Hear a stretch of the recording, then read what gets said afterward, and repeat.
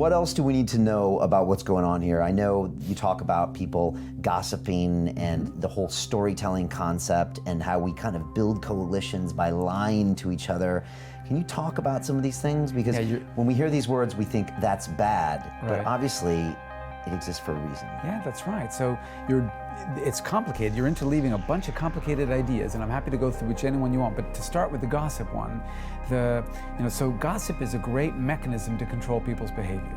And so if you look at our chimpanzee ancestors, it's very hierarchical. Might makes right. And that's just, they're all happy with that. That's just the world they live in. Human beings don't work that way. And the reason we don't work that way is we're really, really good at communicating. So if we're in a small group of hunter-gatherers and you're the toughest and you start throwing your weight around, well, you gotta go to sleep eventually, right? And we're really good at talking. And so let's say that I don't know if somebody else feels the same way I do. I've come to not like you, and I'm tired of you lording it over me. And so I don't know if Bob here feels the same way. And so I can say, boy, what do you think of him? It's really interesting, isn't it? And Bob can say, oh, I think he's a total jerk. And then I know we're on the same page. You go, yeah, I love the guy. And then I can go along with that, right? So we can be really subtle. Pinker talks about this, subtle ways of using language, right? But then the question is, once we find people who are on the same page as us, now we can go after you. And when you go to bed tonight, we can end it for you, and we can end it for you, and we can end it for you, and we can end it for you, and so on.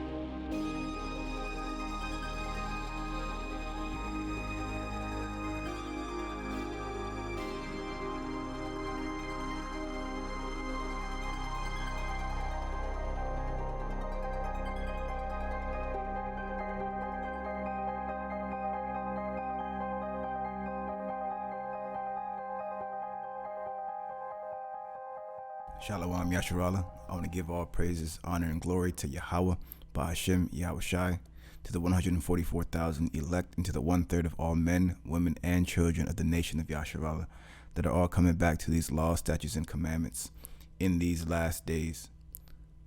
So the topic of this discussion is the talebearer. Because everybody has somebody they know who is a talebearer. And sometimes it always seems like it's fun and games, but if you're not careful, a talebearer could be the reason why you get put to death in these last days. So let's get into it. So let's start with the law. This is the book of Leviticus, chapter 19 and verse 16. Thou shalt not go up and down as a talebearer among thy people, neither shalt thou stand against the blood of thy neighbor. I am the Lord.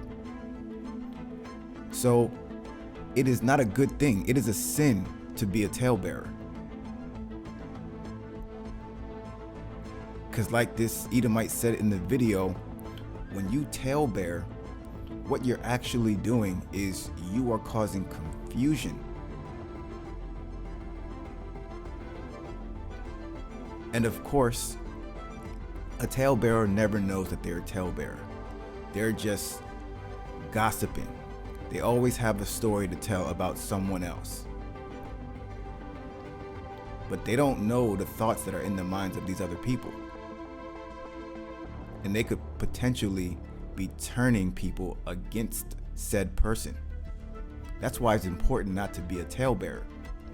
When the Lord says, neither shalt thou stand against the blood of thy neighbor, that's exactly what the Lord is talking about. Because when you stand against the blood of your neighbor, you are basically endangering that person. Okay, when you stand against the blood of your neighbor, you are doing something that might cause that person to be put to death. So talebearing is almost like setting yourself up. You're setting someone else to be killed, so that blood's going to be on your hands. So you don't come out unscathed by being a talebearer. The Lord has judgments for talebearers as well. Now, what is talebearing? Let's dive a little deeper. According to the Blue Letter Bible, a talebearer is a slanderer, talebearer, or an informer. Okay, some more definitions down here. It says a scandal monger that's traveling about, We already talked about slander, carrying tales, and a talebearer. You know, there's this saying that goes, those who gossip to you about other people also gossip about you to other people.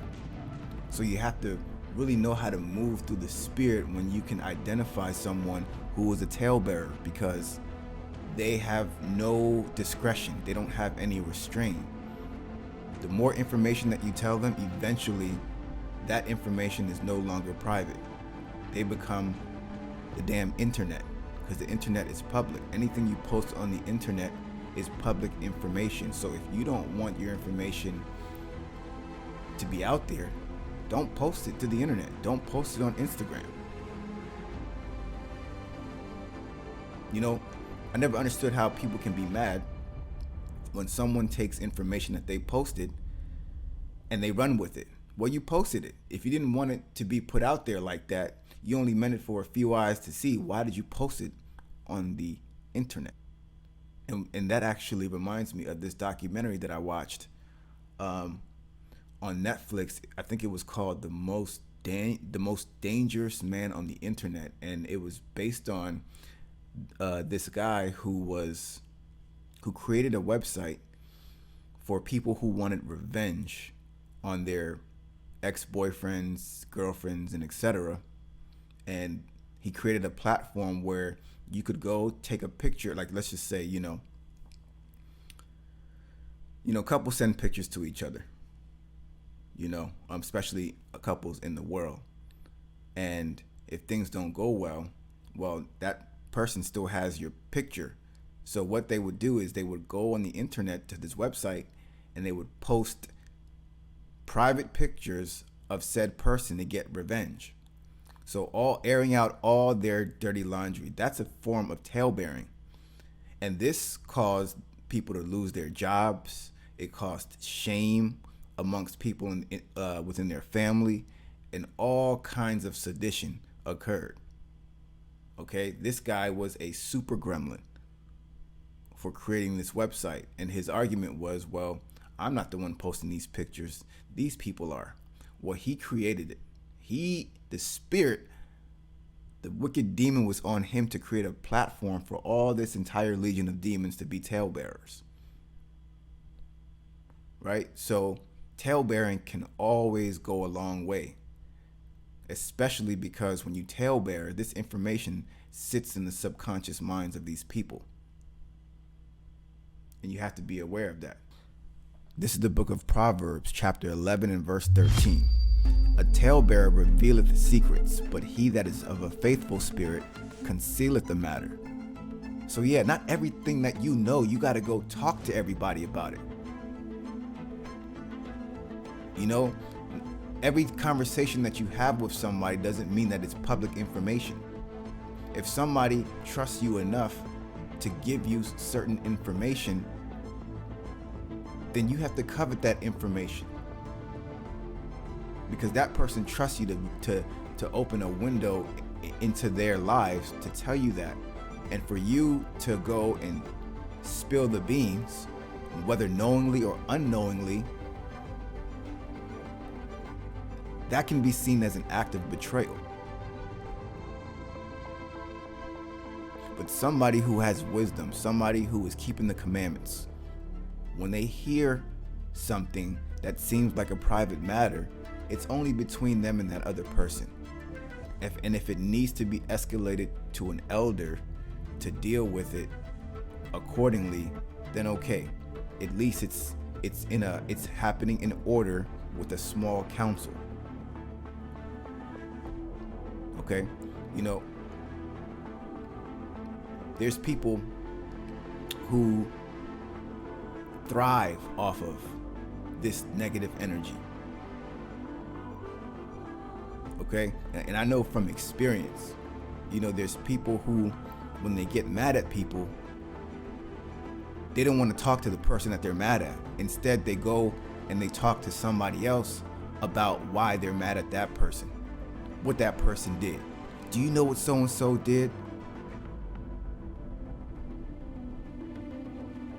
And now that other person is compromised because that other person is just receiving the information and it's not their business, but they're being told that information. So now they have thoughts in their mind about said person.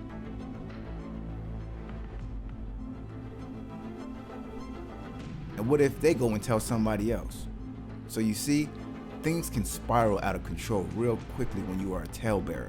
That's why if you can spot a talebearer, you have to move with wisdom with that person. You can't let that person know every single thing. Why?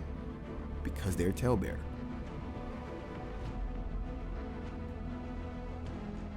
They tried to talebear on Yahushua. Let's get into that. This is the book of Matthew, chapter 12 and verse 1. At that time, Jesus went on the Sabbath day through the corn, and his disciples were hungered, and began to pluck the ears of corn and to eat. But when the Pharisees saw it, they said unto him, Behold, thy disciples do which is not lawful to do upon the Sabbath day. So these Pharisees were getting ready to go and talebear about Yahushua, because they saw him doing something that they thought was unlawful, not knowing that he was the Son of Man. He is the Word. He is the law. So everything that he's doing is lawful, but they saw it a different way. But he said unto them, Have ye not read what David did when he was hungered, and they that were with him?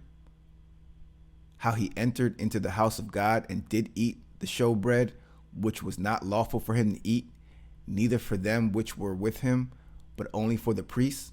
Or have ye not read the law, how on the Sabbath days the priests in the temple profane the Sabbath and are blameless? But I say unto you, that in this place is one greater than the temple. But if ye had known what this meaneth, I will have mercy and not sacrifice, ye would have condemned the guiltless. For the Son of Man is Lord even of the Sabbath day. So these men were gossip. All this information they were taking back to their congregation, and they would tell them what they saw this man doing. And it didn't stop there. We'll drop down to verse 14. Then the Pharisees went out and held a council against him, how they might destroy him. So you see, they were on one accord about what they were seeing, and they were gossiping with each other about how they might destroy him. But verse 15, but when Jesus knew it, he withdrew himself from thence, and a great multitude followed him, and he healed them all. So he removed himself from the talebearers, just like how you should remove yourself from a talebearer. Because a talebearer is going to seek to destroy you mentally, physically, spiritually, emotionally, you name it. All those aspects are at risk. Let's jump down to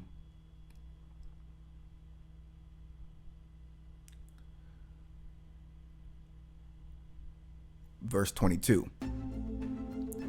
Then was brought unto him one possessed with a devil, blind and dumb, and he healed him, insomuch that the blind and dumb both spoke and saw. And all the people were amazed and said, Is this not the son of David? Because Yahushua has just performed a miracle, 2 miracles. But when the Pharisees heard it, they said, This fellow doth not cast out devils, but by Beelzebub, the prince of devils. So now they're accusing the Lord of practicing witchcraft.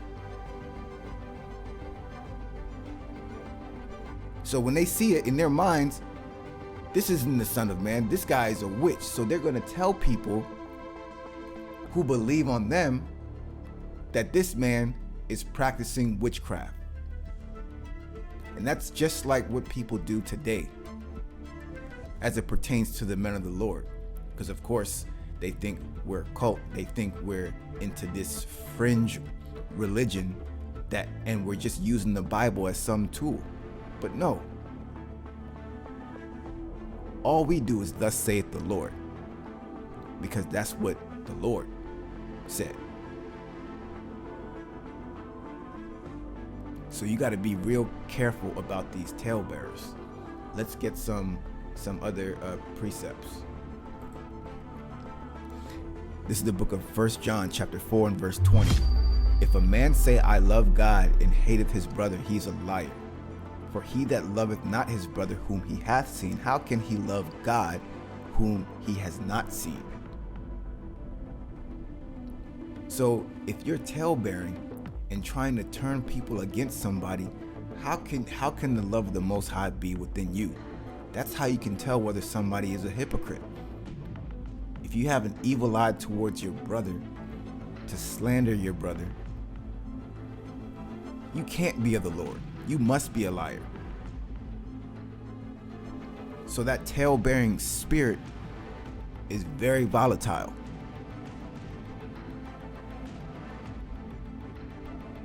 Because of course, a talebearer might believe on the Lord, but through their actions, they might show otherwise.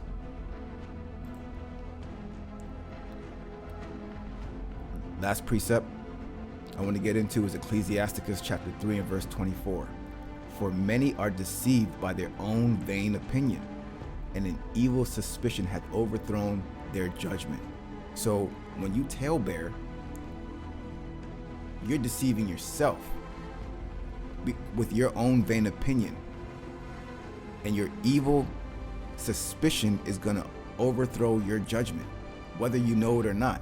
And if it's not your evil suspicion, it might be the evil suspicion that you're creating on the person that you're telling the tale to. And if that overthrows their judgment, and for some reason they think they want to act on that suspicion, you could get somebody caught up in these last days. But the Lord will have your number if you are a talebearer. And with that, I want to give all praise, honor, and glory to Yahweh, Hashem, Yahushai. If one person was edified, the job has been done. Until the next video, Shalom.